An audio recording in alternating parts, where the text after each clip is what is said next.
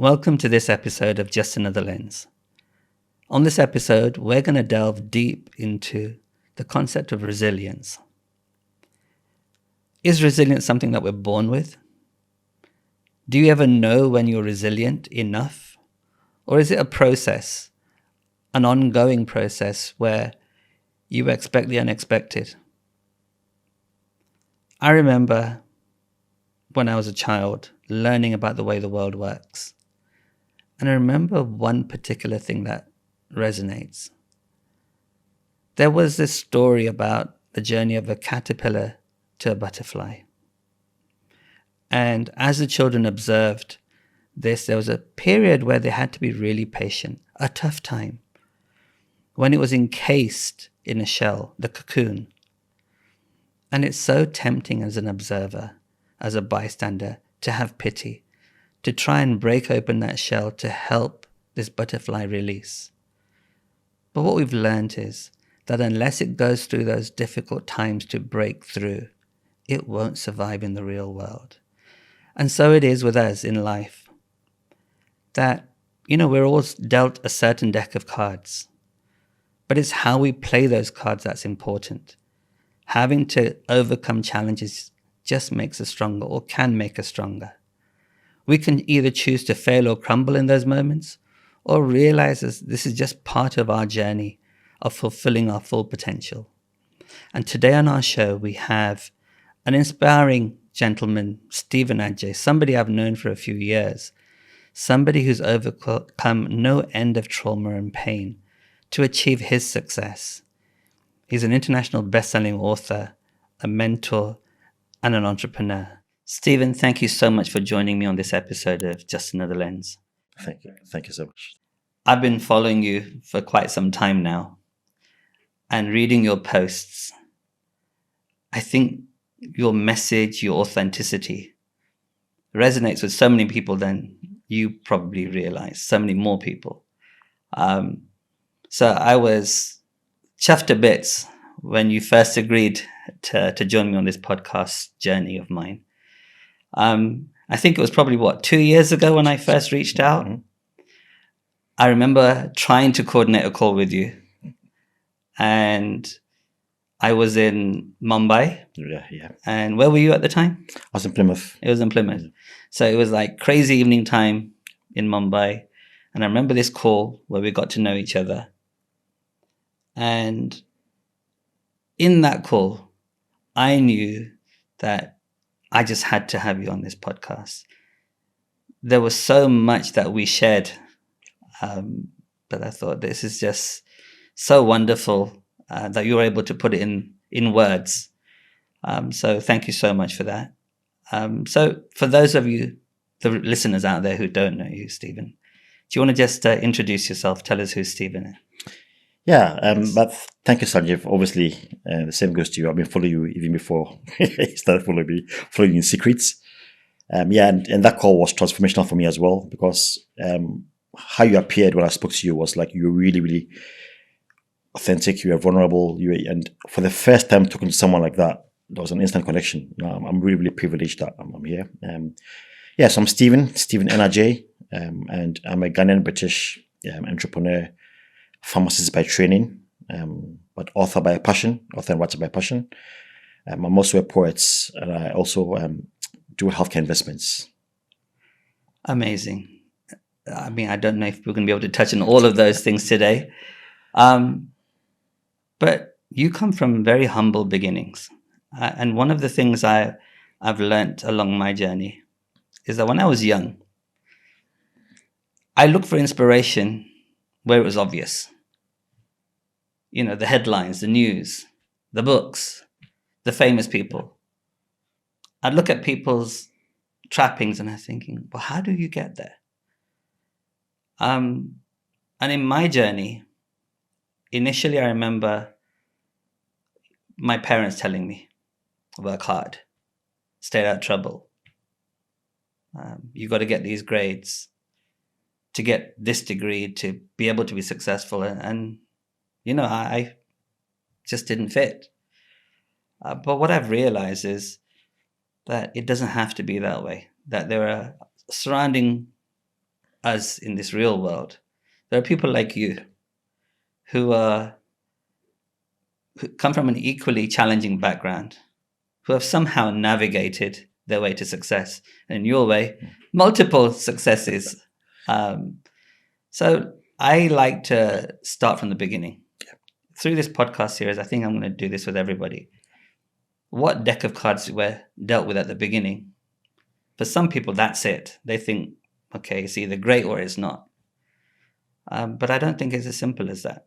I believe it's how you play those deck of cards. So tell us about your early life, your early childhood, Stephen. I think for me it was quite different because the struggles found me later. My first 10 years were amazing. I have an amazing dad, amazing mom. I was born in London. My dad decided to move back to Ghana in West Africa when I was 5 years old. Had a lovely childhood. Nothing really to write home about. Went to a good school. Finished, went to university, qualified to be a pharmacist, then came here. So let me take you back. Let's slow down. Let's break that down. Yeah. Okay. So you said your first 10 years were fantastic. Yeah. So who was in your world? Who were the important people and places in your world at that time? Definitely my dad. My dad has been a massive inspiration, still is, still alive. He was just such a humble man. He was the center of the community. He was a chief in his village and very highly educated. He's a lawyer. And I just find him amazing. I still do. My mom was a little bit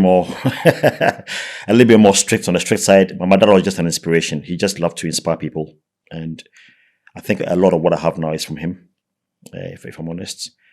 I also had a few uncles and aunties that were inspirational as well.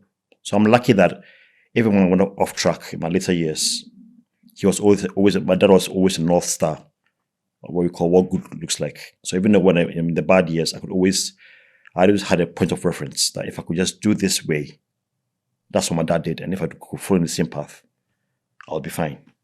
So for me, that's the main thing I'll say. So your dad's always been your anchor, your North Star. Yes. Your North Star.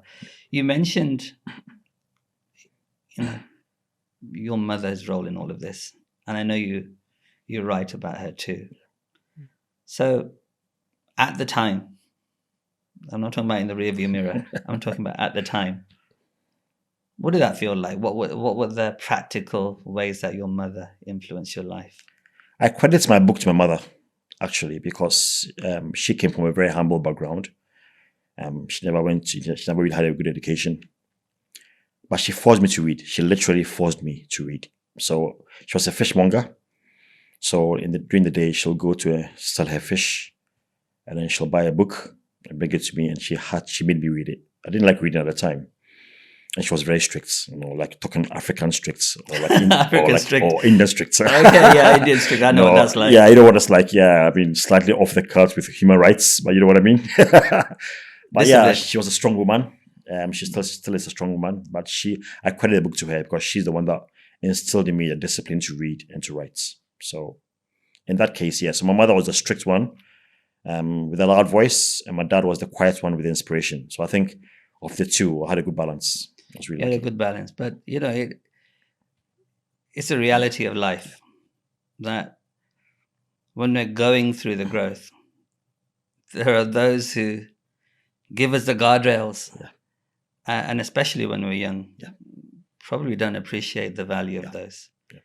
Yeah. So yeah, I can relate to that. I mean, in my household, believe it or not, you said you're brought up in Ghana. My mother, my grandfather were in Kenya. Yeah. And I was born in Kenya, but I came to the UK as a little puppy. Yeah. So unfortunately, my memories of Kenya and that lovely lifestyle were all on home movies.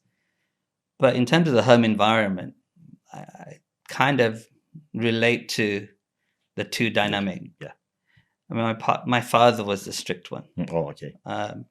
So strict one meaning... he lost his father when he was 12 years old. And he took charge of responsibility for looking after the family. So I guess that conditioned him about how to fight and get ahead in life. Yeah, that makes sense. And it's all about hard work, all about being disciplined. Yeah. But there was so much good in that. Yeah. Worry about what you can do, not about anybody else. Yes, absolutely. Around me, perhaps my cousins were getting away with more than I would. But my father always said to me, listen, I look after you. My responsibility is you and your brother. So it came from a place of love, which I'm sure you kind of relate to. That's why I dedicated the book to your mum. And my mother was the inspiration in a different way. So that personality, my mother, in those times in East Africa, from an Indian family, a Gujarati Hindu Indian family. My grandfather was so forward thinking. Actually, think about it. Probably my grandfather was the inspiration. But my mother followed that through. Family values. He had all of his daughters educated and out there working and, being part of society. She was a touch typist who could type 60, 70 words per minute. And I was going, wow, how does that even work? Wow, those days. So, that discipline at home, absolutely. So you said for you, your first 10 years were great. Yeah. So then tell me about the next stage of your life. So after that, what happened? So I went to, I think the first 10 years were great. And then I went to a school called Adjei, which is one of Ghana's best schools. And I'm quite a gentle person by nature, quite empathetic, quite soft hearts. You're a gentle giant, if I might say. Yeah. So that's when the bullying hit me. So from 11 to 15 years old, I got terribly bullied. I mean, in the 80s, it wasn't so regulated as it was now. So Sorry, bullying.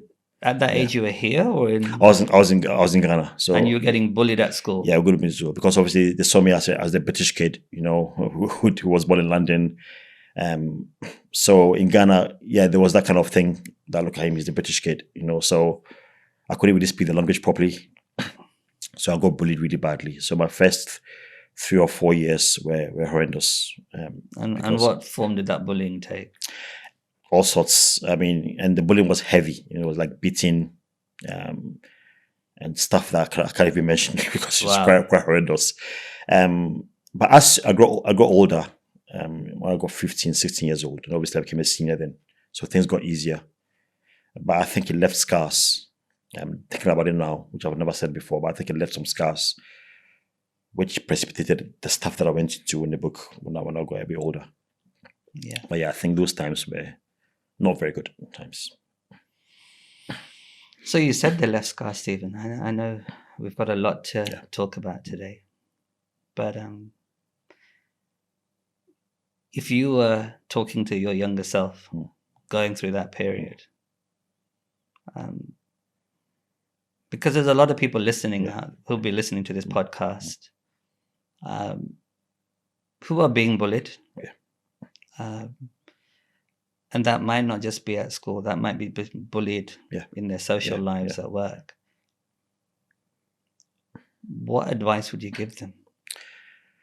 It's a tough one. I think for me, and I was thinking about this today actually when I was on my way here, which will be in my next newsletter, is the core values, isn't it? You need to know who you are deep. I know if you're young, it's not that easy because you're young.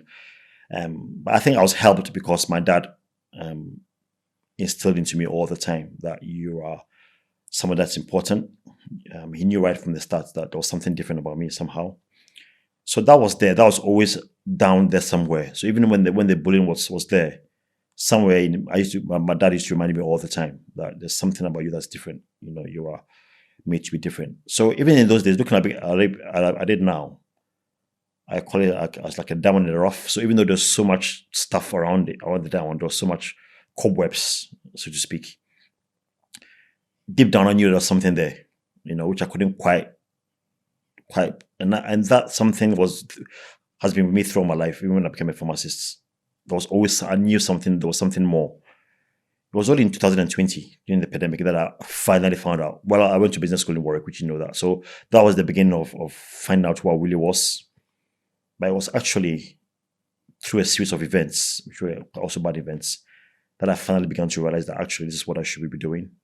So that's going back to eventually. So you again refer back to your father as your North Star. I think from what I'm hearing, that he believed in you. And so finding somebody who believes in you. In all the years I've been coaching and mentoring, there's gems that I pick up. Sometimes I've had conversations with people, and over a period of time, the light bulbs go on. The path isn't always smooth, and I kind of sit there and analyze, well, what was going on there? And I realized that all of us, me included, absolutely, like I put myself, absolutely, I need this. Need people around us who believe in us. We don't always have to get it right. The discipline of our cultural background, need to get it right, need to pass, need to get these grades.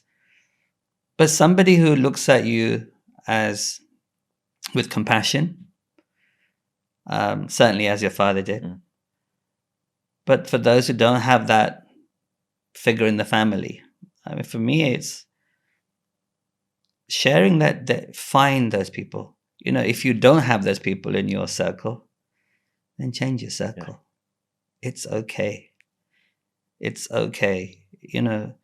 If you find that you're surrounded by people who are toxic, who undermine you, then you have to be vulnerable and brave to realize that there's no value in this. And then looking to move into different circles, find different people to help support you, I think is important, Stephen. 100%. So, finding somebody who believes in you. I think lesson number one, through whatever challenges you're getting, looking for people or persons or help that can support you, believe in you, and tell you it's okay. Yeah, so my mom, like I said before, my dad and my mom, there was no electricity in those days. Ghana was going through a really hard time. There was a military takeover, so that there was a curfew and there was no electricity. So my mom used to cook, as they do every day. She did all the cooking, morning to evening. I don't know how she did it. And all I had to do was when she lighted the charcoal, and you had to fan it because you can't cook when the fire is burning. It needs to be on hot coals. So I had to do that, fan it all the time until the embers became red. And she had a place where my mom was very organized. So after you fan it and the embers come, you need to put the fan at a particular place. Got it. Okay. If you don't do that, the next time she comes to cook, she can't find the fan and she gets upset. And I was in those days, I was very disorganized. I think it was the creative part of me, you're very disorganized. So I never put the fan back ever. And I used to just go off into the sunshine, play football. When it's time for tea, she can't find the fan. She'll call me, Stephen, where is this fan gone? You've lost it again. She got upset. So I had to go around looking for the fan and finding it. It took me ages, and that delayed the tea, which didn't make her very happy. So I use that again in my book about finding your fan. So I use the fan as the fan is something that you find the clay pot with, which lights the fire so you can cook. Yeah. In this case, you want people that will light your fire. People that will light your fire so you can cook, So a lot of people, like you just said, a lot of people have people that believe in them. But you also have a part. You have to nurture those people. You have to find who they are and nurture them. I have 3 or 4 people in my life who I nurture because those are the guys who are always cheering me on. In the dark days, in the bad days, in the good days, I can count on my friend Brian to cheer me on. I can count on my friend Kate to cheer me on. So those people are people that I really, really treasure. And they're people that I find, and they're always my fans, and I always have to find them. That is a beautiful message. That is a beautiful message. From my sort of spiritual teachings, there's a message that, again, from my early childhood programming, keep the company of 2 wise people and 5 good friends. That's a universal truth, that in the toughest of times, know where to go. Yeah. And they don't just suddenly appear. You have to find them, like you said. Yeah. And I love the way you explain that in the context of your home environment. Yeah. Well, mom says, here, you need to fan this fire. Otherwise, dinner's not happening. And when you finish that, make sure you know where you put it. We've all been there, right? But that's a beautiful way of remembering that those people, those places of inspiration, you need to find them and nurture them. That's a beautiful message, Stephen. So moving on from your childhood, sort of siblings? What's your family? Yeah, so I got well, I had a sister, which is another story I'll talk to you about, who died suddenly. But I also have a brother who is also in England. He's in Basingstoke, and he's the head of Illumio. Illumio is like a software company. They do cybersecurity, and he's the head of that with the whole of Africa and Asia. So he's doing quite well. Yeah, he's quite well. So 10 years younger than me, and he had the same inspiration from my dad as well. My mom was a bit gentler with him, I must say, because I think she learned her lessons. She learned her lessons. Yeah, there's a lot of elder siblings saying, you got it easy. Younger ones have got it easy. So I think I was the experiments, and he was the finished products. Yeah. So but he's also doing brilliant. Extremely proud of him. He's one of my fans. And anytime I have a problem or every time I feel down, if I go to Michael, I know he's going to cheer me up and put me back in where I'm supposed to be. So yeah. Apologies if this is a bit too sensitive, but go for it. You mentioned you lost your sister. Yeah. I can't imagine losing one of I've got a brother. I've lost both my parents in the last couple of years. And, we all handle trauma differently. And I don't even think it's just handling trauma differently. The way I responded, if I go back to my early situation, early 2020, COVID, you will have seen me, for the first time probably, put up social media posts, bear it all out there, vulnerable. But I found myself, despite all of that planning and insight about this pandemic's coming, because I had my brother Shashi in Australia, who I dearly love, who I speak to almost every day, telling me a couple of months in advance, Sanjiv, this is coming, so you need to prepare for lockdown. And my practical brain, all the years of experience, sure. And I got out all the resources. I went shopping to the DIY store, bought heaters, bought lights, all of that stuff. And I remember my family going, what are you doing? I said, listen, watch the news. I've been talking to my brother Shashi. And they went, but aren't you overreacting? I went, what's the worst that's going to happen? The worst that's going to happen is I've got a bunch of supplies I'm not using.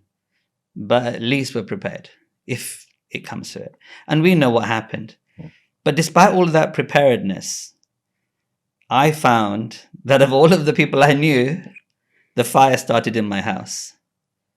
In mid-March 2020,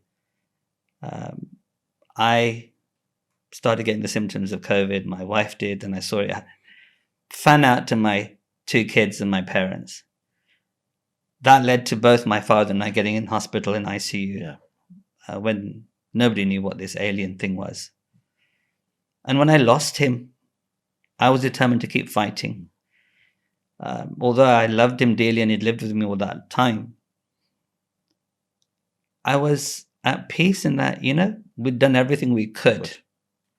And we weren't alone in this journey. It was the whole of humanity. We just one of the ones chosen for this part. So I came out really positive, determined to try and share whatever I could each day. And that's part of what Sanjiv Speaks is about. I think that's where it was born. Yeah. But just be honest, vulnerable, authentic. Yeah. And if something out there can help somebody in some small way, then it's been worth it. That day's been worth it. But then when I lost my mother, suddenly after our call, December 2020, we had our call and she was with me in India. Yeah. And 3 days afterwards, when we came home, out of the blue, lights out. Yeah, that was shocking. I remember that. But that hit me in a totally different way. Yeah. So I'm coming back to you here. You mentioned briefly you lost your sister. How was that for you at the moment, in the time?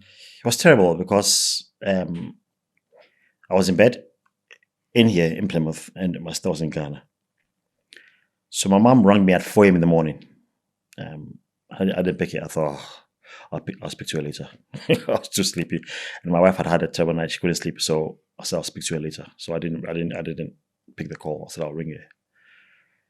So my brother rang me 2 hours later and said, your sister's dead. And the guilt that I felt, because when my mom was ringing me, my sister was really, really poorly. So the first thing was the guilt that I felt after that. The second thing that happened as well is I'd gone bankrupt from the business. I was completely broke. And I didn't even have money to take the bus. And it's probably like same in India. Funerals are an expensive thing in Ghana. So when we had to go down to bury her, I had no money. Zilch, absolutely no money. So we had to do a lot of overtime at work. We had to cobble some few things here and there to just afford the flight to get to Ghana. When we got to Ghana, she wasn't buried yet. She just obviously died, and they put her in the mortuary. And in Ghana, what happens is you pay for people. It's probably the same in India. You pay for people to come and embalm her and do all that stuff. They didn't turn up in time. She had to leave the mortuary.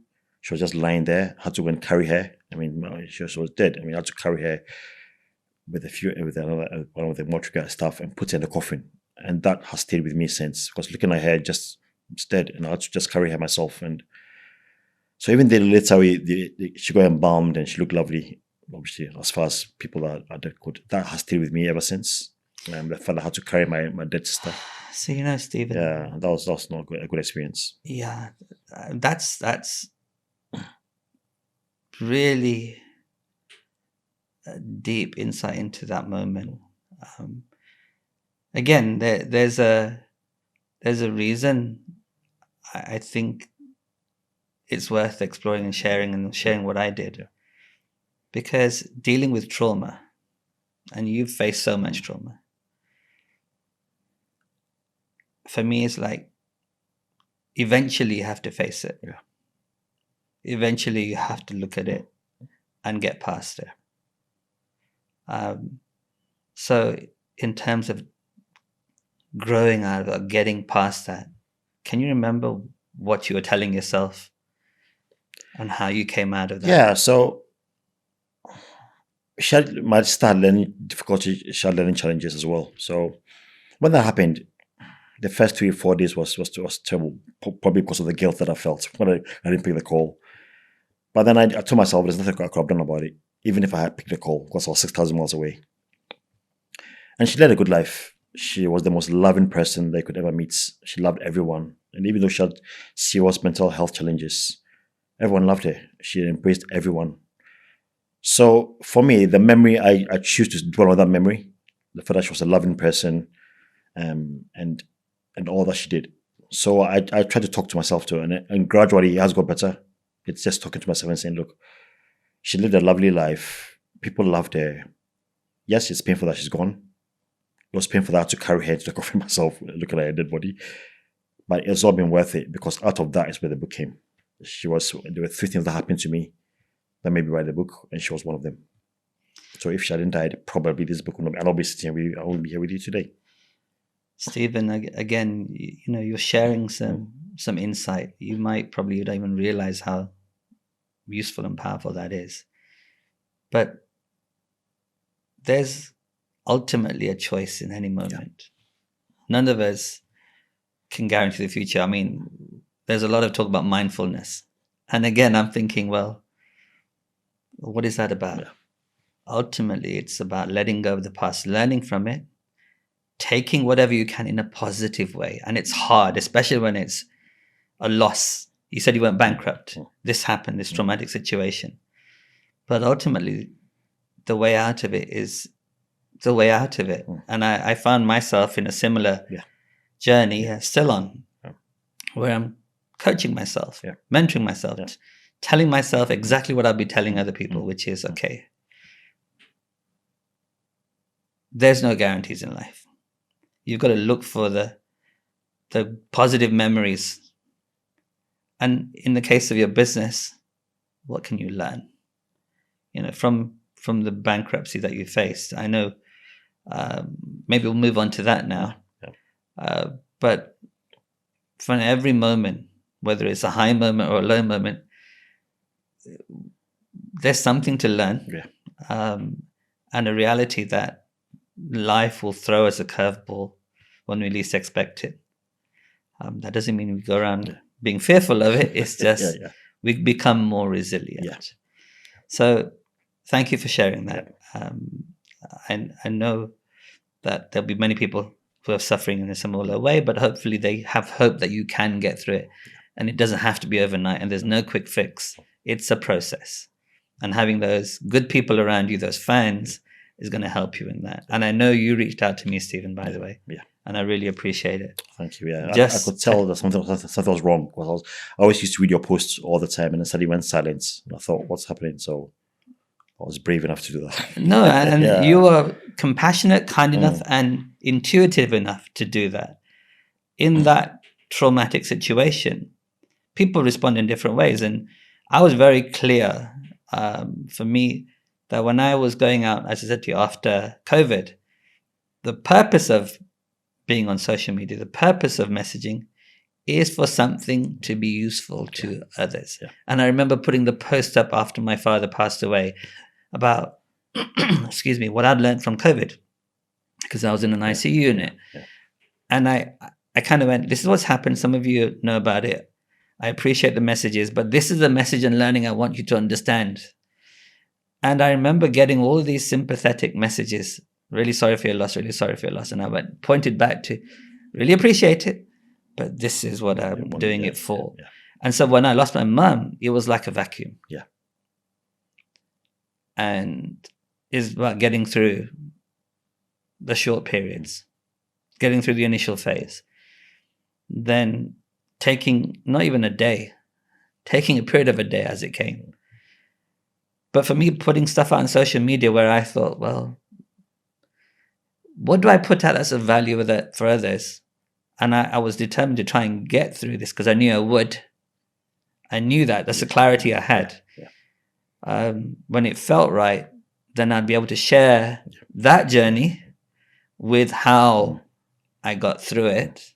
So to me, it's a constructive process. Yeah. So yeah, I can relate to you, and I don't think I've heard you say this anywhere else. So thanks for sharing it. No worries. That's fine. Let's move over to the business world now. Okay. Because we shared a lot of common experience in that world. Yeah. So you want to tell us about this journey that eventually led to bankruptcy. But tell the listeners about that journey. Where did it start and what happened? Yeah. So like I said, there was always something in me that I knew how to do more. So to leave Ghana and come and qualify as a pharmacist and go and live in a city where it was 99% whites alone itself was an achievement. But there was something more. I always felt so. The first 2-3 years of being a pharmacist was brilliant. Loved it. Earning good money. Got myself a nice house in the countryside. Well, not in the countryside, in the city by the countryside. But there was this staring. And I told my wife I had to do something more. She said, "You're crazy. You have 2 lovely kids. I'm a beautiful woman. I've got a good job. What is more modern?" But there was that staring. So that's why I decided to go to Warwick. I had no idea what I wanted to do. I just knew that I had to follow this thing that was in me. So I went to Warwick, absolutely loved it. Did my projects on African healthcare. So for those who don't know Warwick Business School, one of the top business schools in the world. Yes. So you went to Warwick Business School? Went to Warwick Business School, yeah. So got my MBA and came out. So I was all guns blazing. I'm going to do this. So, but a friend of mine, Abhinav, who we're still friends with now, is still my partner now after 15 years. We started a company called Blue Cloud. So the idea was, when I qualified, Africa was booming then. But it was booming in oil and gas and energy. That was where. So I thought, right, I'm the man. I'm going to transform healthcare in Africa. So started Blue Cloud Health. Got a few projects going in Africa. We did some work in Kenya, obviously where you're from. Yeah. Did some work in Botswana, in Ghana, in Nigeria. We had a plan. We mapped out about 5 or 6 countries which were safe. So what did Blue Cloud do again? Yeah. So what we did is we took companies that had promise, coached them, and mentored them. So fledgling companies, and get to a point where they could get investments. Okay. And then I tapped into my investment contacts here in the UK, in the Middle East. Abhinav was strong in the Middle East, and then got investments for them so they could scale. Yeah, that was the original plan. We did some of that in Ghana and in Botswana, and like I said, in Kenya. But we got a bit cocky, to be honest. And a deal came up in Angola, which by then was was really booming as well. The oil was booming, and they had very bad healthcare systems. So we had this deal, a $16 million deal to build $16 million deal to Okay. build a massive healthcare structure in Rwanda. So we started it, flew to Rwanda twice, met the Secretary of Minister of Health, had a wonderful deal, signed it all. I thought, this is it. I've made it. I was waiting for the Range Rover. You got to the top of the mountain. Yes, I got to got the top it. of We're here. This is what life was about. This is what life was about. It's just easy. People are talking about, I had people's stories. What they're talking about, suffering and pain. They didn't get it right. They didn't have a good business plan. I've gone to the best school in the world, one of the best schools in the world. This is it. We made it. And then we got duped. Massively. You got duped? We got duped. Yeah, we got duped. Got duped in the deal. So we lost everything. I lost everything. Okay. Is there anything you can share about how you got duped? You don't have to. I don't know. I will. So we at the time it was a three-way deal. So it was me, the guys in Angola, and the guys who were actually investing the money. And obviously, being a healthcare guy and being African, we were like the people that could do the glue. You were the middle people to bring it together. Got it together. But what happened was, we didn't know this, but they had gone behind our backs to do the deal without us. You got bypassed. Yeah. So we invested a lot of money in offices in Dubai. We had an office in Accra. We had an office in Johannesburg. We had an office in London. So we invested a lot of money because we wanted to expand the business. And that's one of the lessons. You don't go too quick, too fast. Went too fast, too quick. So when the deal fell through, we lost a lot of money. A lot. How did you realize? Because it sounds like you were having these three-way conversations. Yeah. Not known to you, they were having conversations behind the scenes. Yeah. You were investing, if I heard this right, in offices in Dubai and elsewhere, saying, "Yeah, we're here, we're sorted. Yeah. So let's get the infrastructure in place," and that was your money. Yeah. So, was there a specific moment you realized it just went? Yeah, things went silent. And apart from that as well, we did some work as well in Francophone Africa. So Francophone Africa is countries like Niger, Senegal, which were colonized by France. Okay. And they also didn't have very good healthcare facilities. Everything came from France. So we started a Blue Cloud medicines, where we had a Blue Cloud range of medicines, which you always have to register. Mm-hmm. So we got duped on both sides. We got duped by our African partners in Francophone Africa, which we lost hundreds of thousands of pounds. And suddenly things went silent in Angola. So we just went silent. We sent emails, we called, no response. And then, so things went dead. And then later we found out that it happened and we had no idea. So that was a bad time. Lost a lot of money, like I said, and then had to go bankrupt. We had nothing. And the process, I developed epilepsy. Which meant you developed epilepsy. I hadn't realized you developed it. I thought you always had it. No. I had it. I developed it then. Wow. In 2012 to 2013. So I developed epilepsy really, really badly. I think it's more the stress. I was going to say, do you think it's possibly due to the stress and the challenges of all of this trauma? I think the gene was there because my sister had it as well, but I never really, really had any problems with epilepsy till then. But I think that triggered the gene. I don't know, but yeah. So that came in. So you had it all happening, all at the same time. All happening, and then because of all of that, I made some bad decisions when it came to because I felt so bad. I forgot my fans were always there for me, but when you get to that kind of dark circles, I just didn't connect with them anymore. So let's just if I just want to pause for a second, please. So there you are, driven to achieve more when you had a comfortable life. I think that resonates with people out there. Your wife, your partner saying, why do you need more? Everything's fine. But something inside you tells you this is where you want to go. You go and do an MBA, you get a business plan together, and you set this business up, and it's coming together, it's working. Yeah. But you get to a stage, if I heard that right, that you shut off, you put the blinkers on. I can relate to that. 100%. the further down the path of success you go, of I guess any environment maybe, but you start to become desensitized, I think, to the signals. Yes. And so you didn't pick up the signals of these people you're talking to. Actually, it didn't happen overnight. This is something happened over a period of time, but you just didn't pick up the signals. 100%. And then you faced catastrophe. Yeah. Having to face your wife. Yep. You had your fans, as you said, the people to support you around you. But what was going through your mind? Why? What kinds of thoughts are going through your mind that you shut yourself off? I think I couldn't believe it. And in those days, Sanjiv, you probably know this stuff about vulnerability and being open. It's only just come out in the 20s, I think, in the last 5-6 years. When we were in school, we were. I mean, obviously, this is not Warwick or anything like that, but you just read books about Steve Jobs. All the books that were around at that time were Built to Last by Jim Collins and Steve Jobs and all these guys that you see, and they didn't tell you the bad part. All you knew was the good part. Yeah. So we were not prepared. When I left my MBA, finished my MBA, and I was not prepared for that part that nobody talked about. Nobody talked about it then. I don't think they still do. To be fair, in most academic places, and even on social media, they always talk about the success, and the success in hindsight. Yeah. But like you said, you don't hear about the failures.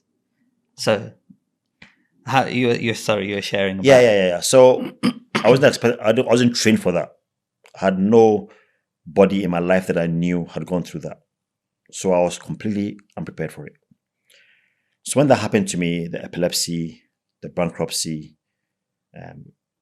obviously my sister dying, all that stuff happened to me. I just went into a bad place, and then I found pornography. And that became something I used to do quite regularly. And it's like an addiction. You start off looking at little things, and then by the time you realize you're really deep into it. So those that made me a worse person. Luckily, I was a pharmacist then. I could go to work, but I was a shadow. I was not really there. So you mentioned you turned to pornography again. Very brave of you, I would say, to even share that. But people turn to addiction, and you said something else, which I think is really telling. That you weren't proud of what you were doing. No, you hated it. You hated what you were turning to, and that could be anything that gives you stimulus, right? We're looking for that hedonic kick, something to give us some sort of lift, and people take to substance abuse or whatever else it is, or their behaviors. But it's a horrible place to be. Horrible. So then, from that place, tell us about your journey out. So it got to a point where I realized I could not continue living. I was living a lie. My wife didn't know. I had this aura around me as a person who was good, very respected. So I knew I was living a double life, and that used to eat at me a lot. Obviously, adding the bankruptcy to it, adding the epilepsy to it, my sister's death, it became like a curveball. So I remember one day when it got really, really bad, and I was crying. I went online to find out what can I do about this, and I found this company called Covenant Eyes, and they gave you a list of stuff. What was it called? Sorry, Covenant Eyes. Covenant Eyes. Covenants. That's like having a covenant. Yeah. Eyes. So what it does is it recommends some steps that you need to follow. So the first step you need to follow is I had to download their systems onto my phone, and then you have to find 4 accountable people. And my fans were there. So my brother. And Brian, my friend, I wasn't brave enough to send it to Kate, but Brian and 2 other people that I deeply respected. And what happens is anytime you try and look at something, you will send them an email. Now, my brother looked up to me. I was the elder brother. And the thought of him receiving an email that his big brother was looking at stuff that he shouldn't be looking at was enough of an incentive. And then also had people, like I said, accountability partners. I opened up to them, went through a lot of counseling. Got a bankruptcy thing in place where I could obviously live relatively okay and pay off those debts. Got the epilepsy sorted. So I went to see a consultant. I still have it now. I actually had a fit not too long ago, 2 or 3 years ago. So it's still there. But they were able to put me on medication, which was able to control the fits. But I think what helped me was I used to journal a lot. I did a lot of writing, and that comes down to my mother. You used to journal a lot. I journal a lot. I have tons and tons of journals. And journaling, was it structured, or how was that for you? It was structured in a way where I had dates and stuff, but I also just used to write whatever came into my mind. I just used to write and write and write, and that was a therapy. So it wasn't afterwards, about a year or two after I'd come out through all this stuff, the company was dead. But as I was going through my journals, I realized that there was a pattern to the pain, which I never realized before. And that's when I came up with this flag response pain model, which I write about in the book. Flight response pain. Yeah. Which basically means that all pain that we face feels the same. So if you all feel the same, you all feel pain emotionally. But actually, there are 4 kinds of pain that everyone goes through. And if you don't react to that pain properly, you're never going to get better.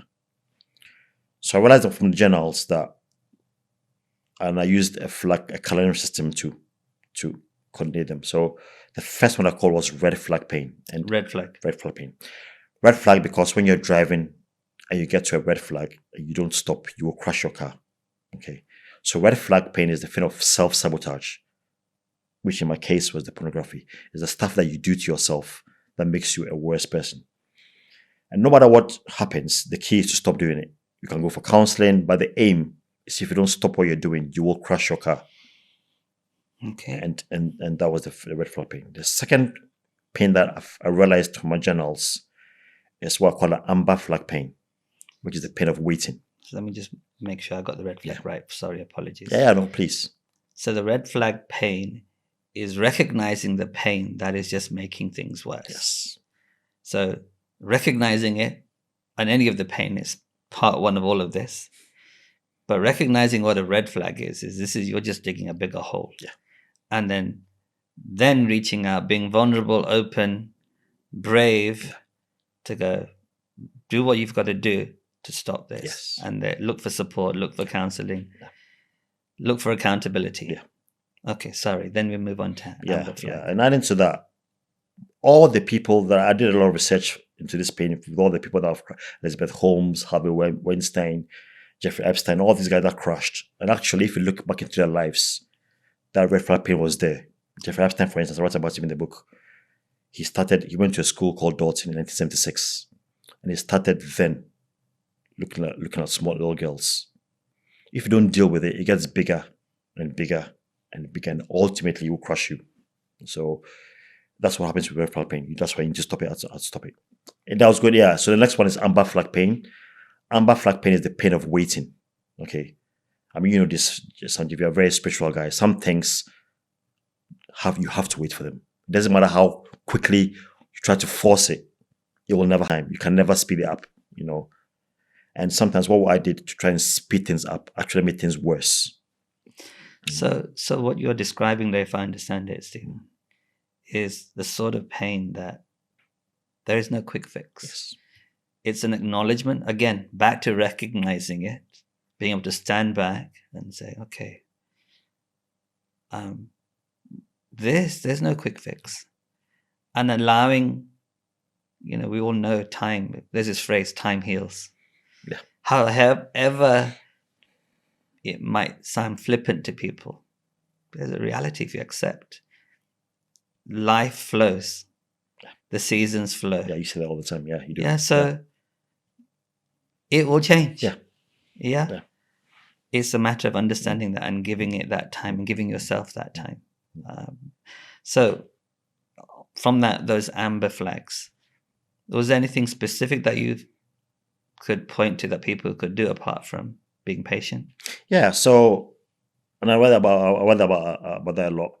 So that waiting time can be an active waiting time or a passive waiting time, depending on how you say it. Businesses normally, before they're successful, take an average of 10 years. Normally, before you see real success, it normally takes 10 years. So there's a 10-year period of waiting. Obviously, you're doing activity and stuff around it, but actually, to actually see real success, it's probably about a decade. Some people are luckier, they get it earlier. Some people are not so lucky, they get it later. I'm glad you used the term luck in there because something you said earlier, about when you were on your journey of business. Yeah, people who are failing. What are you talking about? You haven't planned properly. And I still come across those people. And fair enough, everything they've done so far has been successful, but that doesn't guarantee success going forward. No. And I work with a lot of business leaders, whether it's corporates or entrepreneurs, and there's a reality of this, that most entrepreneurs, most startups fail within 3 years. Right. And then it's from 3 years onwards you start measuring really. Yeah. And so your research tells you success, you really know it's success, whatever that's termed as in business, is around 10 years time. Yeah. So tell me about the active passive then. Yeah. So active tennis, you build yourself during those times you're waiting. Okay. So that means anything from having a coach, having mentors, reading books, going for courses, building your resilience. Because sometimes, and that happened to me, when you get successful too quickly, your foundations are not strong enough. You haven't built the foundation strong enough. So it overwhelms you, which happened to us. We were overwhelmed by the success. So people that are really successful over a long period of time have actually built a strong foundation. And that strong foundation comes during the amber flag period. Okay, I call it increasing your personal capacity. We all got a capacity of some point. And actually, I got this from watching on the news. So these people, so refugees, they were displaced and they had to go for food. And the aid company, aid agency, an NGO, had to pour soup into so they go with a cup. And this guy came in, this guy went in, they had a cup filled to the brim, he went off. Second person came, the cup was smaller. So they put soup into the cup, one ladle, it was full, he had to go. Another person came in, he had holes at the bottom of his cup. He didn't realize. So the more they were putting in the thing, they didn't realize until, I suppose, what's all the soup was all dripping down, And that gave me the thought of personal capacity. The person who was able to build the capacity can take in more and more without drowning. The person who has holes in their capacity, red flag pain, for instance, you're not disciplined. You have all these things that are happening.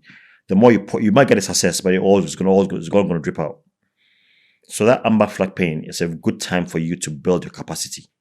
So when you get to the time when you are successful, you have the deep foundations, you have the preparation. So when it comes, you're doing well. So it's a time where you fill the holes. Yes. In your ship, in your business, in yourself. Yes. You do that by education, by building a team of people around you. Yep. And people like the fans. Yeah. People in that environment, we talked about coaching and mentoring. And as I said, I just naturally fell into that after my journey of a roller coaster in business where I faced people who probably didn't have the same ethics and morals that I had. And I made some tough choices. But off the back of that journey, I realized that what I was missing in that period, we probably grew too quickly or got too emotionally into it too quickly. And I didn't have that clarity of people around me to help put up the mirror and help me see. Yeah. Because as you did the MBA, right? I say it to whether I'm a corporate group or a business school, it's like, hey, you guys are the smartest people when you're looking at a case study outwards. We need people to help us look at the case study, reflect of us, stand outside and go, hey, have a look at this. What do you think? So that's amazing. So then what happens after the amber flag then? So then you have two more flags. So the green flag pain. I call it amber because you have to wait, basically. Because when you're driving, you get to amber, you wait. You can't just... and then green flag is when you get to a green flag, you don't stop, you go. And I call green flag the pain of voices, okay? So people might tell you, Steve, what you're doing is never going to work. Or Sanjiv, this stuff you're doing is never going to work. It's rubbish. You're writing, you want to start writing a book. People come and tell you, oh, there's so many books out there on entrepreneurship. How do you think you can make a difference? And people told me that when I started writing Peter Price, really close friends came to me and said, I mean, there's Jim Collins and James Clear and all these huge guys that have been, who do you think you are? A black guy from humble beginnings in a little town in the southwest who nobody even knows. People, when I say I live in Plymouth, people always say Portsmouth. You know, people they. I said that. Sorry, I did. But yes, Plymouth. Yeah. People It's don't know, there. Yeah, people don't know who you are. People don't know where you come from. So who do you think you are? Those are green flag pains. You know, you feel the pain that people are telling you. People that you love, who are close to you, are telling you these things. And because you respect them and you love them, you listen to them and you give up on your dream. You don't give up on your dream. You keep going. So even though people are saying things to you that are negative, people are saying things to you that are bad, you still keep going. That's Can why I I ask call you a it a question green flag here? pain. Yeah, go for it. How do you know, and how do you fuel that against the tide of people saying no? They love you, but they don't believe in you, or they believe in this. How do you counter that, Stephen? That's a good question. And I speak about it intensively, about the concept of validation. So the first thing, it starts from the guts, isn't it? So you know inside that there's Trust your gut. something there. But the gut is not enough. You know, you need to do outside validation. What is it that's working? So in my case, I knew Blue Cloud would work because Africa was ripe. Everybody was going into Africa. So I knew that the concept was good. I got it validated because I had a first class in my MBA with the projects. So I knew that project was good. You know, the business itself was good. Yeah. However, things happen in life, doesn't it? I mean, I talk about what you call the Rutherford principle, where I think 100 years ago, Rutherford was the first person to describe the atom, and he used a gold foil. So what did he had a gold foil? He shoots alpha particles. Some of the particles go straight.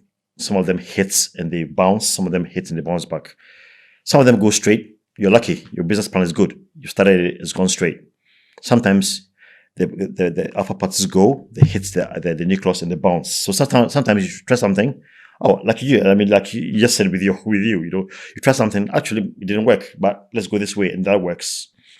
Sometimes you try something and it bounces back at you. So you have to either give up or try something completely different. But you never know till you try. You will never know it till you try. So you can put some things in place to increase your chance of success, which I did.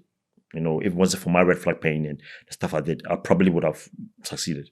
You know, so you put things in place which may not guarantee, but it makes your odds of success better. But what kinds of things, Stephen? So for me, it was the markets. So I look at them in my case. Okay, so validating what you're doing externally, independently, where, okay, but this stands regardless of what other people think. So that's there. Yes. Doing the research. Doing the work research. Doing the work in the background to reinforce that. Yeah, reinforce that. And your own gut feeling. You know, and your own gut. Your own instinct tells you that this is something that you should be doing. You know, so so those are things are in place. So there are chances that what people are saying are correct. And you might just not make it. But the chances are that you might make it. You know, and if you listen to those voices and you stop, then you're never going to make it anyway. That to me encapsulates so much of just living. There are no guarantees in life. No. You have to be in it to win it. And the ones who succeed, we hear these kinds of things. I see them on social media posts. But it's the truth that the ones who succeed are the ones who keep getting back up and keep going again. Yes. Reinventing, rerouting, have that passion, have the reason why. The number of times, even I look in the mirror, I go, why am I doing this? I'm doing this because I want to make a difference every single day. And I want to spend the rest of my life doing that to as many people as possible in every avenue that I can reach. Yeah. Because that, in the joy of others, for me, my guru, my mentor, Pramod Swami Maharaj's message was, in the joy of others lies our own. In the progress of others rests our own. And that's my reason why. 100%. How that then comes out in practice doesn't matter. And it's not about numbers, it's about how it feels. It's about going, yeah, okay. But also learning from the signals, from the research, and pivoting or adjusting. Yeah. But being true to yourself. Yeah. That takes me back to you and your authenticity, Stephen. So all of this, one of the reasons I really wanted to speak to you and share a conversation with you is that you are you. There's no mask, there's no front, and that's powerful. That's where you learn. So red flag, amber flag, green flag. Research. There's just one more. One more. So one more is what we call the white flag. And I got this from Kenya, actually, Sanjiv. Okay. So one day we went to this restaurant in Kenya, when I was in Kenya, in Nairobi. I love meat. And I'm a vegetarian. I know you're It's okay. vegetarian, so apologies. It's all good. It's all good. I do love meat. So there's this restaurant in Nairobi which serves just meat. And I went with my friend Abhinav, and we went and sat there. And the rules are simple. You pay an upfront fee, I think it's 3,000 shillings, and they serve you meat. Okay? And they have meat on skewers. They don't tell what meat it is, it's just meat. Okay. Actually, from that day, my love for meat began to go down because I had so much meat. So I'm actually going to follow your footsteps to become a vegetarian. But yeah, we ate some. The more you eat, they'll keep bringing it to you everyone has a white flag on the side of the plate. So when you have enough, you actually put the white flag on the plate, and that means that I surrender. Can't take any more meat. Done. And they'll see the white flag and they don't bother you anymore. Life is the same. Okay, so some things that you have to surrender to. Okay, for me it was epilepsy. There's nothing I can do about it. I've been to some of the best consultants in the world. They've given me medication, but it still flares up. It's a matter of using the white flag. For me, the epilepsy is a white flag. It's part of my nature. I may be lucky one day and they may come up with a wonderful invention that may cure it, but for now it's not. It's after 15 years I still have it. But it's using the white flag as a source of power. For me, I would pay the price when I had an epileptic fit. Okay, so one day I was upstairs hoovering and trying to clean, trying to be a good husband and a good man and just clean. And then I had this massive fit and I had this massive hoover in my hand and I crashed down the vacuum cleaner, down the stairs, and I went straight into a radiator. And if I show you my back, there's really massive scars all in my back. And I had all these journals that are written, and I thought to myself, I have to write a book, okay? But I never had the courage. But after I crashed into a radiator and there was blood everywhere, my kids were screaming. I just had an epiphany. I don't know what it is, epiphany, a dream, a vision. I don't know what they would call it, but I saw myself holding the book. And I thought, when I came out, dressed my wounds, I refused to go to the hospital, which actually not really, but I didn't. I got dressings, dressed all my wounds, and I sat down behind a chair, took a pen and paper, and but in 4 months' time, the book was done. Wow. So from this white flag, literally crashing and covered in blood, you had this epiphany, this light bulb moment, and you saw yourself with a book. And 4 months later, there we are. Pay the price. Yes. Pay the price. That's amazing. And that cut through all of the green flags and everything. Yeah. Just clarity, focus, go. And that's for my white flag. That's my epilepsy, which I'd already surrendered to. When I first got diagnosed with it, I refused to surrender. I thought I'm going to be a big shot. I'm going to eat well. I'm going to sleep, do all the stuff that I had to do, but it's still kept coming back. I could have a good night's sleep, wake up in the morning, go to the bathroom and still have a massive fit. I mean, my wife, I'm married to a wonderful woman and she come and pick me up from the bathroom naked. Sometimes I don't know where I am. My God. That has been my life for the past. It's getting better now as the medication is getting better, but that's been my life. But it's out of that. I felt ashamed to say it before, because there's always a stigma with epilepsy, And I had fits at work. I've had meetings where I've had fits and I'll be on the floor, really embarrassing. It really demeans you as a person. Your mouth is foaming and it just really, really demeaning. But it's out of that book came. And that's why I call it white flag pain. And we all have it, Sanjiv. Mine sounds a bit, but we all have it. You probably have yours where there's some stuff in your life where you've had to surrender to. Absolutely. Whilst you're describing this, I'm trying to relate it to my everyday life. Yeah. And there's, as much as I look back and there's been doors I've pushed and pushed, and they just keep freaking bouncing back and hitting in the face. And kind of my way of relating to this is going, well, some things you just have to accept. We have a deck of cards. Yeah. And when you stop wasting time and giving that energy, because it's there, it's your deck of cards. It's what you do with those cards, how you play them, 100%. is where the power is. Yeah. And your moment of clarity, epilepsy hasn't gone away, but it doesn't take your energy and your focus. And it's become one of your pillars of strength because that's part of who you are.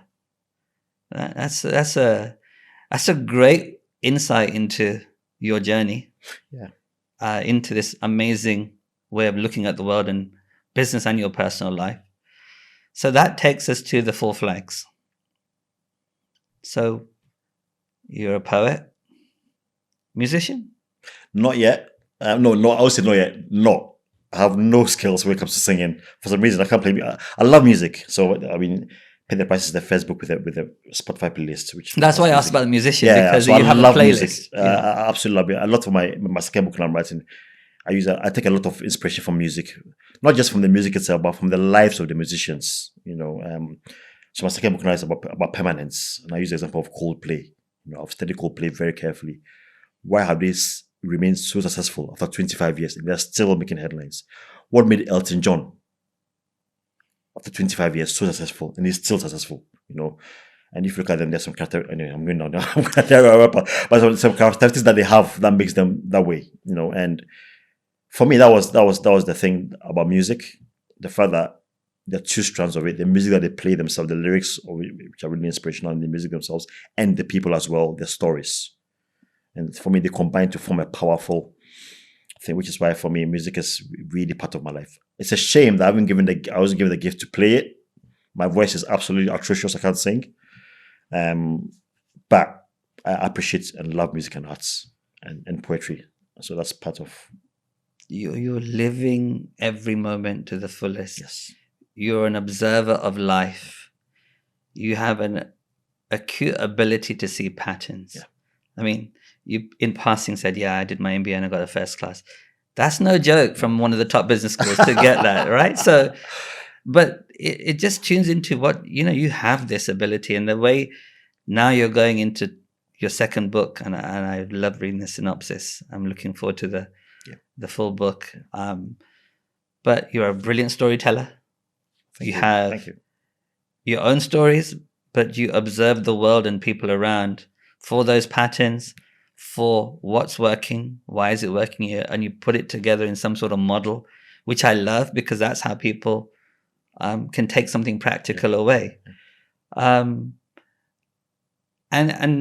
like I said, it's a joy to be around you. Thank you. Is there anything extra you wanted to share with us about permanence or anything else? So, I mean, I love what you said about you getting up every day and trying to make a difference in people's lives. Again, talking about patterns, there's a concept of legacy, isn't it? Where we all want to leave a good legacy in people's lives. You want to do and you do that brilliantly, Sanjiv. I mean, I can't believe how many people you've touched, right from kids all the way to professors and CEOs. And that's what that's what you do every day. I try my best. You do. Well, you're doing a brilliant job of it. And that's why I reached out to you in the first place.